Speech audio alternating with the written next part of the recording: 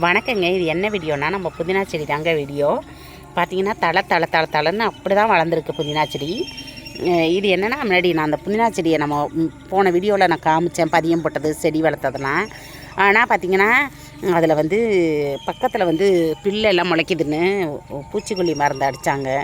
தவறுதலாக இது மேலே விழுந்து அப்படியே கருகி ஃபுல்லாக வீணாயிட்டுங்க. எனக்கு ரொம்ப கஷ்டமாக போச்சு. சமயத்தில் வந்து எல்லாத்துக்கும் பறிச்சுக்கிட்டோமே, பிரியாணினா உடனே வந்து பறிக்கிறது, வீட்டில் வளர்க்குறதே ஒரு தனி வாசம் தாங்க.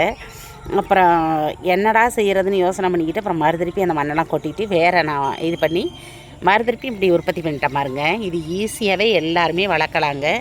அவ்வளோ சூப்பராக வரும். குச்சி அப்படியே நறுக்கிட்டு ஊன வேண்டியதான். தண்ணி ஊற்றிக்கிட்டே இருக்கணும். நல்லா செடிக்கு தளன்னு வருங்க. சில பேர் சொன்னீங்க வெளியில் வைக்கிறீங்க. நான் வெளியில் தாங்க இருக்குது, உள்ளடி வைக்கக்கூடாது, வெளியில் தான் வச்சு வளர்க்கணும். நீங்களும் கண்டிப்பாக வளைங்க, பயன்பெற்றுக்குங்க. பாய்ங்க.